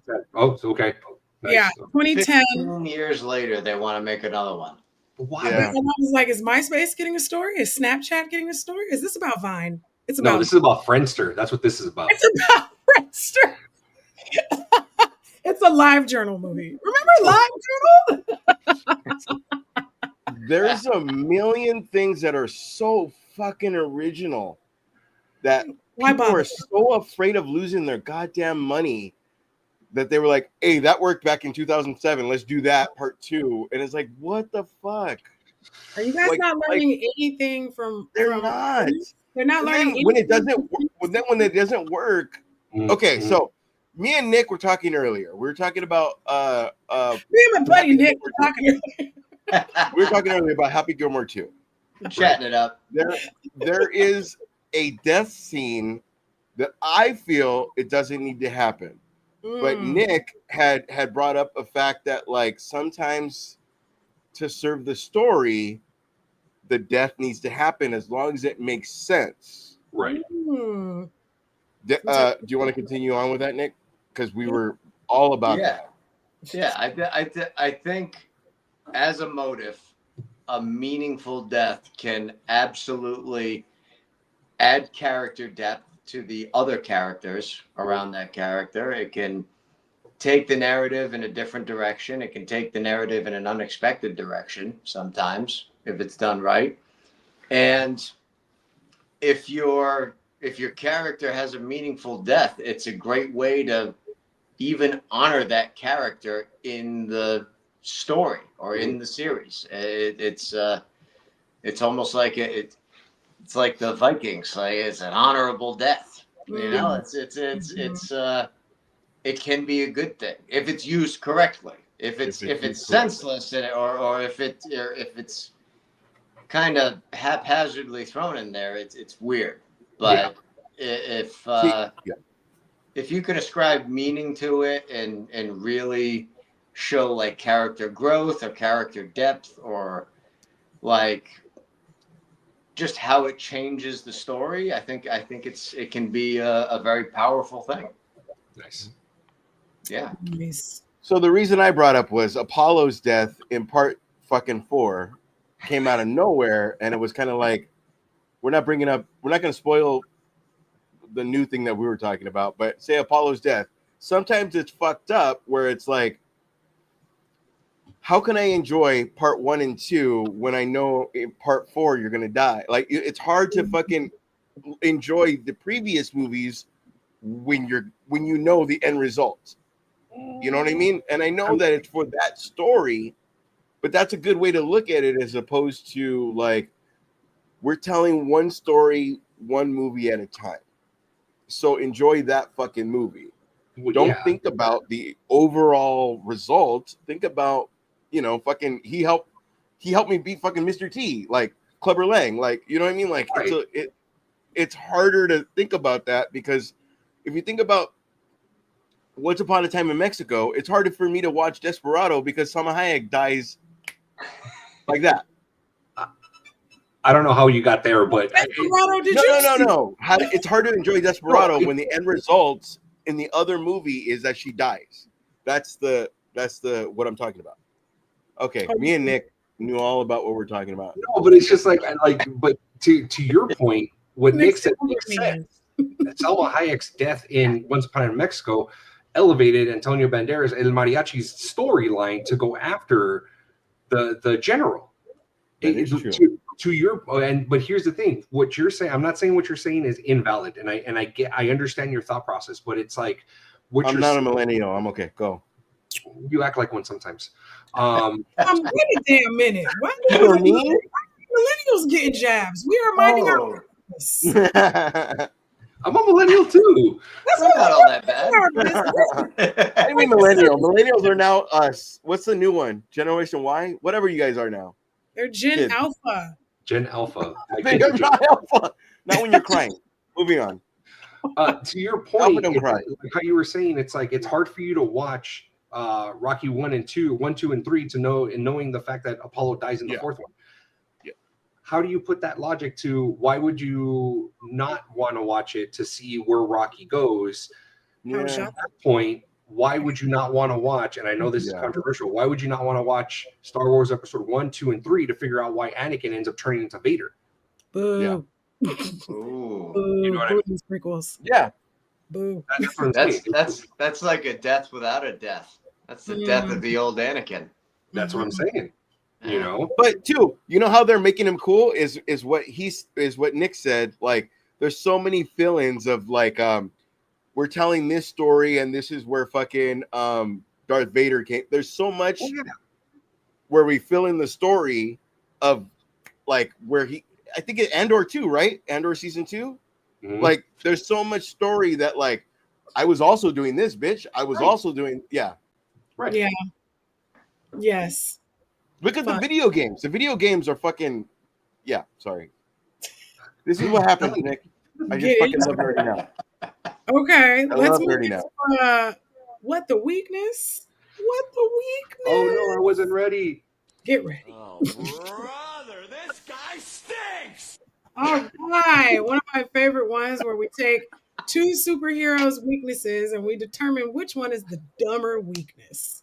So tonight we are going to be comparing Gladiator. For those of you who don't know, almighty, all-powerful Gladiator, look at my bicep, Gladiator versus Banshee. I did two X-Men kind of characters because you see Gladiator and X-Men a lot. Gladiator and Banshee. Gladiator's weakness is low self-esteem. Don't be with me on a date. Moving on. i.e., one of the most powerful beings in the universe who has planet-shattering levels of strength, if he starts to doubt himself, loses his abilities. Versus Banshee, who can't use any of his powers if he gets strep throat. Okay, that's easy. Sorry. If Gladiator has a girlfriend and like, you didn't bring me my fries, it's fucking over. He's dead. So it's dead. It's fucking dead. So which one is the dumber weakness? Low self-esteem or the Gladiator. common cold? Gladiator. Unless Gladiator is a fucking douchebag that doesn't understand double meanings. No, you can't. Oh You my lose. God. Well done, Mosby. Well, Nick, what do you think? What do you think is a dumber weakness? It depends on what time period we're in. There's a lot of motivational videos out there. You can hit up Jocko Willink's YouTube. I mean, Gladiator, he could bounce right back. Just gotta watch some Liver King. And It's a YouTube subscription. That's it. He's on his game. Gladiator's listening to Andrew Tate right now, going, "I am." Oh fuck! Oh fuck! I did say douchebag. I don't know. I'm Gladiator. He's like, you're right, Tate. I am the man. I am the man. Your Banshee's in bed. You didn't hear the hour-long thing where I was ripping you apart? No. Banshe's just in said I was the bed. man, so I'm good now. Drinking coffee. A sore throat or low self-esteem. What's a dumber weakness? I would say sore. See, that's it. It's fucking Banshee. He's screaming all the time. He's gonna get a sore throat. He's gonna get a sore throat all the time. It's literally his problem. Carry on. By someone you love. Have you ever been called by name in the other room and you don't know what you did? Like called by your legal name? Full government name. Yes. And you don't know what you fucking did? Oh yeah. Like, you just panic. And you have to think about every fucking thing you fucking did. Damn. That's I just need to know fucking. That's it'd be fine. To your that you don't like the fact it's like, hey, we need to talk, but I'll talk to you at 5. So we'll talk fuck you. No, we're not gonna talk. We're gonna talk now or we're not gonna talk. That was his rant. That was his rant. You know what really grinds my gears? That was his rant. I hate that. We need to talk, but I'm gonna go into a meeting. We'll talk later. Nah. If you're gonna fire me, just fire me now. Just please. Nah, exactly. No. Whatever you have to do, just do it fucking now, because what in my head's gonna happen is way worse than what's gonna no. Straight gonna stab me in the Man. No, I think I walk into the meeting and be like, can she just shoot me in the face now? Because I can see you losing your ability to fly as we speak. Exactly. I would say Banshee is the worst weakness. I have to go with Banshee too. Like every time you get a cough in your throat, you can't use your powers. Control that. You can control that. It'd be different if you're fucking if you're in Infinity War, you can't control that. For but 4 if you years, can Banshee is at home with COVID, not able to use his powers. Every time you get COVID, God damn it. Low self-esteem can happen like that. Ash, don't go outside. Ash, let's talk about it. Ash. It sounds like you're going through some stuff. This low self-esteem thing really getting you. What's going on? You guys don't give me shit about not looking at the notes. You guys don't give me shit about nothing. Like it it's nothing. Why would you do this in front of Nick? He said, I want him to think I'm cool. I'm absolutely Banshee, kidding. we I'm gotta absolutely go fight these guys. He's just standing in Ah, the doorway. that's what I have to do. Positive PCR test. Exactly. A bunch of cough drops. Like, give me a second. Nick doesn't know we're gonna be book 8. We're gonna get to the book and there's gonna be a couple good characters in the podcast. Wait a damn minute. When did this show show up on the book? This guy never wears sleeves. It's gotta be Ash. This guy never wears. Why is the bearded one always late to things? What the hell? Oh, that's good. You're gonna be Esteban, not Esteban. Not Esteban. I told Nick earlier he showed up with a fucking drink already. He's one of us. One of us. That's what's up. Oh, that was awesome. You're the best, man. Keep doing what you're doing, man. You guys are fucking awesome. Yay. Thanks for having me. Seriously. No, thanks for coming. Really Again, as I said, we are humbled that fucking A, man. You're gonna do fucking Tampa Bay Comic-Con tomorrow. And you're on our show today. Like, fuck you. That's awesome. Thank you so much. Well, thank you he's writing 7 books as we speak. Anything that's coming out, whether it's a new panel, whether it's anything you want to spoil, promote, whatever, like, please, we are all in. Hey, I'll keep in touch. That's Absolutely. okay. Absolutely. On Before- that note, Yes. I'm about to finish this drink, so I'm probably gonna head to bed because Yeah, I do it's all good, man. We're at an hour and a half, and Absolutely. she likes to beat an hour, and we're already fucking We're her already over. over, so don't Oh, worry. all right. Well, just Thank in you so time. much. Thank you so Thank much you, for thank you, coming thank and enjoy Comic-Con tomorrow. Thank you, guys. Yes. Really appreciate it. Yes. Is there prices for you to sign stuff or no? At the cut? No. No. Go get Oh, something. shit. You get something, you get it signed. But you buy it in person at the Comic-Con, you get it signed. Excellent. Oh shit, Excellent. son. What's So up? you've been to LA limited Comic-Con or edition no? stuff too. Are you coming to LA? I'm working on it. I actually just got accepted to, so I'm doing Fan Expo Boston Yes. Boston. next weekend, and then Nice. I just got accepted to MegaCon. Oh, So I'll be doing MegaCon. How do you not and leave then, that, son? What's That's that? awesome. that's Yeah. dope. That's dope. You I'm heard him, excited. folks. He'll be at Fan Expo in Boston, and he'll also be at MegaCon. And again, go see him tomorrow, Floridians. Oh, Florida. Go see him tomorrow. Get your stuff signed. Get lasered. Once again, everybody, this was. Ooh, I don't want to miss. I'm missing the middle name. Nicholas Keating.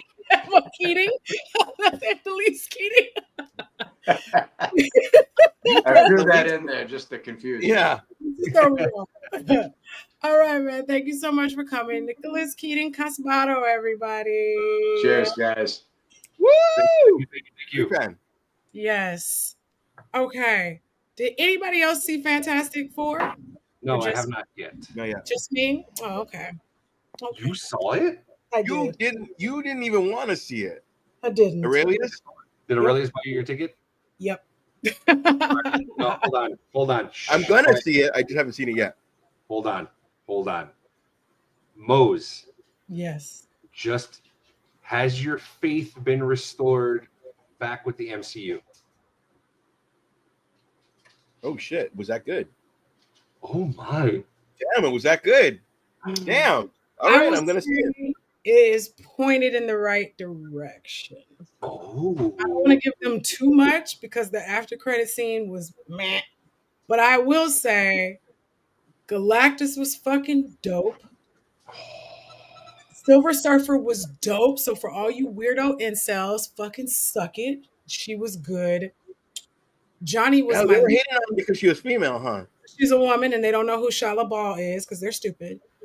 Johnny was my least favorite character. And Oh. Reed Richards ended up being my favorite. I'm gonna say this too. I know it's a joke about the anxiety thing, but it's really not. It's really not. Ash, what's going on? That baby? has to be discussed, huh? What's going on? No, the anxiety, how he has to like whatever Oh. be comforted. Still talking about Gladiator. I was like, what? Move on. No. No, they're making jokes about like him. There's like AI where he's touching her stuff because of anxiety, and like in this era of the men being almost bitches, that's the last thing to make fun of.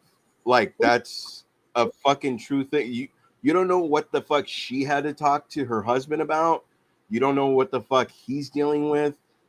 There's people who act and it's like, I'm doing a job and I'm doing my fucking job. Here's what I'm doing. Now you got to promote it. Now you got to deal with 56 people asking you the same goddamn fucking question. Now you got to deal with fucking people that don't know their shit that are going to ask you like, so it's weird that you were dating. That has nothing to do with the fucking movie because they're TMZ or they're whatever that they want the fucking whatever. They don't want to know about the movie. They want to know who you're boning. Like, pause really quick. What? Don't worry, guys. I'm not spoiling. I'm not giving a spoiler review. I'm gonna talk about it, but no spoilers. Go ahead, Ash. That was a comment that popped. Shit, my bad. I thought I was rambling. I am, but You were, but it's a real fucking thing. It's a PTSD type of thing Yeah. of how you handle. Just because you're an actor doesn't mean you're ready to do the other part. You're ready for sure. and you're ready to be in And- front of people that you've never met. Sorry, real quick, Esteban. Now we're down to people doing podcasts where you're not even being on the red carpet anymore. You got to be on Joe Rogan. You got to be on fucking whatever, fucking Theo Vaughn, whatever it is. And now you got to go to them and they're fucking whatever. Like, this is where we've gone to. So, like, he's not joyriding. He's like, he's even, if you've ever noticed, he's even touching men, like, just to fucking, like, I'm fucking calming my own shit down. They're not showing that part on the internet. They're only showing the women that he touches, and then they're making these running jokes that he's using it as an excuse to fondle his co-stars, and it's really fucking gross. Dude, so the new joke is this interviewer saying gobbling up, and Eddie, I forget his real name. Eddie's looking at Eddie's looking at the thing, and they're making each other laugh because that's their friendship now, where they know each other very fucking well. Yeah. And fucking Pascal is touching Eddie. I'm sorry, I don't know his real name, but he's touching Eddie, and that's not talked about. Joseph. He's not even touching her, who they fucking figure it's disrespect until they figure out what the fuck they're talking about. Right. But he's more like, Dad, like, what are you guys talking about? Like, you know what I mean? Like, hey, she's talking. What Absolutely. are we doing? Yeah. But he's not even touching her. He's touching him. Dude, yes, absolutely, 100%. If you go back and you watch the South by Southwest panels with Pedro Pascal and Joaquin Phoenix, he's the same way. He's the same way with Joaquin. He's known Joaquin Phoenix his entire life. So he's the exact same way.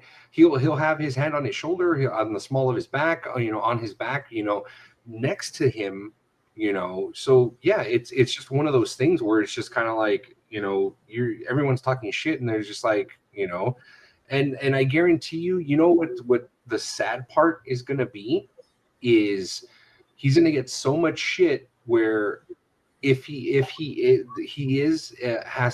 has to say what his sexual orientation is in order for him to just back the fuck off. You know what I mean? Right? And he's not. We don't know. Right. There's like all these ideas. He's never talked about it. He's not been asked. But you're a nameless person on a keyboard talking shit. And that's what I'm saying. Even in that fucking situation where, like, hey, nameless guy, fucking, you would, if I was with you guys and I'm going to be interviewed, I'd be like, Esteban, take me home. Like, you know what I mean? Yeah. Like, unless I was drunk, but still, like, oh, goodness. Does that make sense? I'm the first guy. I'm the first one. I'm the oldest one here. I'm the first one to make a fucking joke, but he's been very fucking fair in that, like, listen, I know you, fucking, you know what I mean? Like, fucking just keep me grounded, and I understand. I definitely understand, but, like, I don't know. It's just like a weird. He's been famous for fucking 6 years. Why are we making fun of this right now?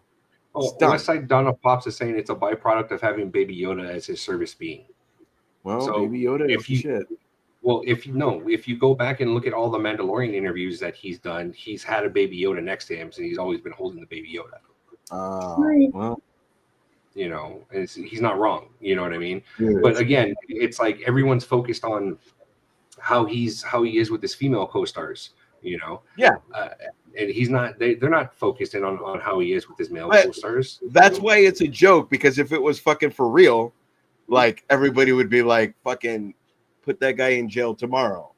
Right. That's how they know it's safe to make fun of, because it's a fucking real thing. Right. Because if that was former presidents, they would be like, that guy's a creeper. You know what I mean? Like, it's. I don't mean to make it politics. I'm just saying. Yeah. If that was Willem Dafoe, they would be like, hey. Well, I think that's what happened when Willem Dafoe got his star. You can see that, and that was when Pedro Pascal I think he had dislocated his shoulder on set or something like that. He was in a sling. Oh, when he touches his And wife? yeah, he does touch his wife. But do you see what he does to his wife? Yeah.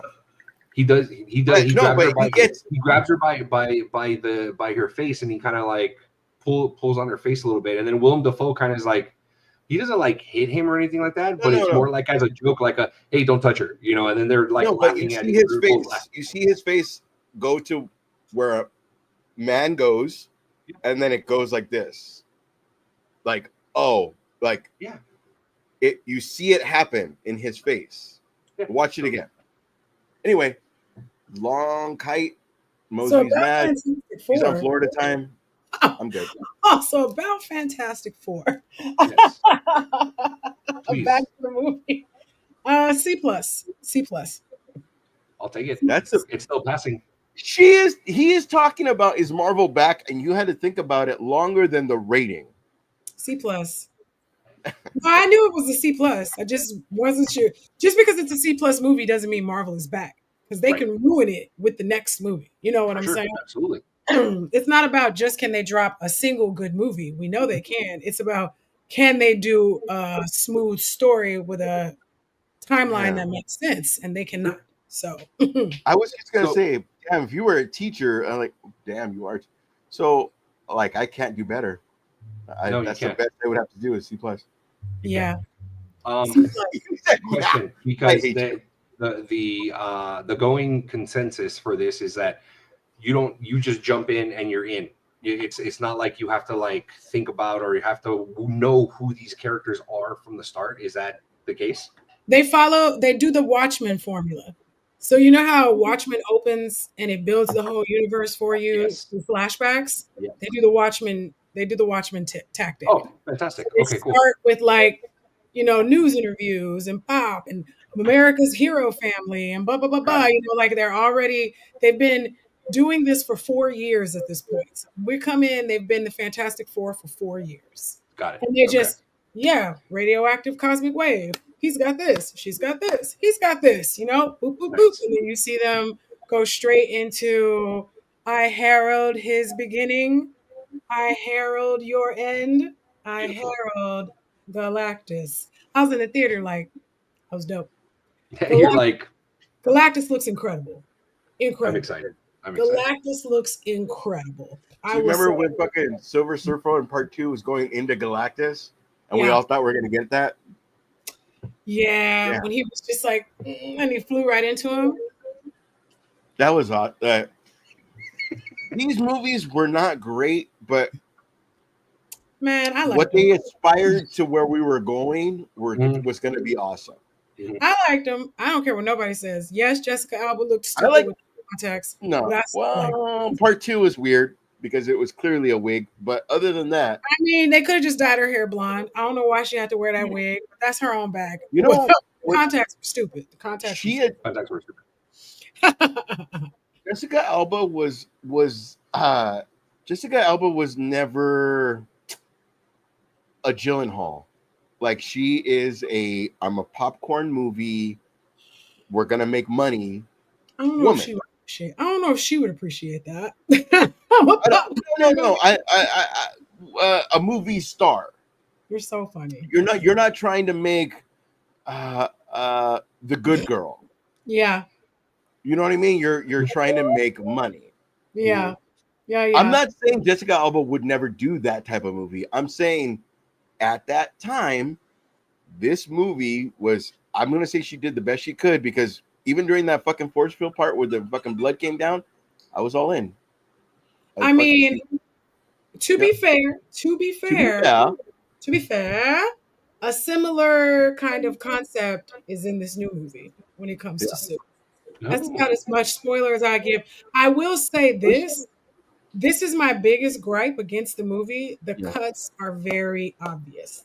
The cuts and the reshoots are obvious. When you get to that third act, you can 100% tell that there was a different third act and they redid it. Yeah. Because there are segments of dialogue and there's scenes that just fall flat because they cut stuff. Yeah. Even in Back to the Future, My hair is here. My hair is here. My hair is here. My hair is here. It's not even. Like, It's not obvious. It's not that kind of thing. It's like, oh, why did you just say that? And no one has said that at any other point in this movie. Why did you just show this? And that's never happened before. The Got fuck it. is going on? Like, it's that Got kind it. of thing. Okay. all right. Okay. So yeah. Otherwise, I would say because Reed was done so well, Mhm. so well, and Really? yeah, Reed was really good. So everything about Yeah. like his cold, disconnected way of approaching things, his I'm calm and rational when everyone else is freaking the fuck out, his like, there must be a solution, there must be a solution. The mental illness aspect of it, they finally That's did a it. good And person. I was like, Yeah. That's a good. Wow. finally. You mean he didn't treat his girlfriend like shit and then fucking unlock the door for fucking Ben? Come on now. Remember we was reaching for toilet paper? Remember when he was reaching for toilet paper? What are we Jesus. doing? Classic. But yeah, it's actually worth seeing in the theaters. And we didn't see it in IMAX. And I know Aurelius regrets that a lot. Only because you don't get to see the full scope of Galactus if you're not in IMAX. You know who would have been really fucking charming if we saw a fully realized Jim Halpert fucking Mr. Fantastic? I'm gonna tell Only you because this. he would have been charming, and I'm to gonna have tell to you play this. that other, Pedro that was a miss. Pedro ate that shit up. Good. Yeah. Ate it I'm right gonna watch it. up. I'm I gonna was watch like, it. I'm gonna watch it. Pedro ate that shit up. Like He I does was, have, dude. I That's was why not a fan he's a of dad that. figure. Yeah, you know, I was he's not a fan of that casting originally. I was not a fan, but I was wrong. He ate that shit up. Mosby.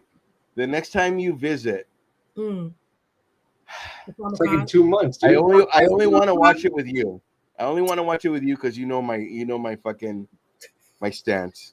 He gonna be doing rants the whole time. I will watch the Messaging Last group of Us the whole episode. movie. I will watch the Last of Us episode with you, Aw. but we getting fucked up. But I'm okay I with will that. only watch it with you because you are the only one that would understand Oh, you're gonna how cry. I fucking feel about that. Like it's gonna be we've Esty, like, brought this what up am I, chopped a liver? million times. No, no. Fuck. She lived through that shit like I did. Yeah, Like that I shit- lived through it once, and then when I play the game and when I replay the game, I can't do it. That Let shit was alone now it's Pedro Pascal. Fucking yeah, I will watch it with her. I definitely put the controller down and turned the game off for a little bit after that happened. Yeah, absolutely. Yeah. Worth it, Uh, man. Okay. This is the longest episode we've done in a while. And I'm glad that it's yours because you want like a half-hour episode. So I love it. I want a tight 1 hour, 1 hour 15 max. But here we are at almost 2, which is why this episode will be a 2-parter. Like I said, makes sense, don't it? Over there trying to give me shit because I know how to do production anyways. Oh, Okay, that's the show, folks. If you stayed for the whole thing, bless you. If you came in at different chunks, Some people did. right? If you came in at different chunks, bless you. Because either way, you could have been anywhere in the world, but you're here with us on a Thursday night. So shout out to Nicholas Keating Casbarroand. Go check out Vitalerium. The website Will was not be the last time he's on. Oh no, I hope he comes back. I can't wait. Website Yeah. is Vitaleriumseries.com. Both a 31 chapter novel 1 of 7 apparently, and an If he's amazing only at 3 and he's gonna do 7, he's Yep. gonna be on at least 4 more times. going to be on air again. And there are 2 editions of the comic available now. Edition number 3 coming soon. The book is also available on Audible if you are not a reader and like to listen instead. And of course, It's a thank reader you. thing. Moreover, I know Mosby, I'm sorry, but sometimes you're at work and you can't fucking read, but you can listen. Oh, you work for Absolutely. Audible now? You work for Audible now? I do. You promoting Audible now? We Amazon. can't even promote Dubby, but W Energy Drink. We still have the coupon on our website. Go off for W Energy Drink. uh-huh. Yep. And again, thank you to everyone who has liked, commented. Commented? That's the right word. Commented, It is. subscribed, followed us, talked shit, loved on us. We appreciate it all because views are views, whether you like us or not. And again, if you haven't subscribed, click the button and you get new updates from us every week. We be doing funny skits sometimes and making jokes. So come through. Oh, they're coming. Oh, and that's definitely what she said. And on that note, we are Comix. And we are everywhere. Unless she's Jean Grey, she shouldn't say they're coming. But moving on. Good night, everybody. Good night. Good night. Good night.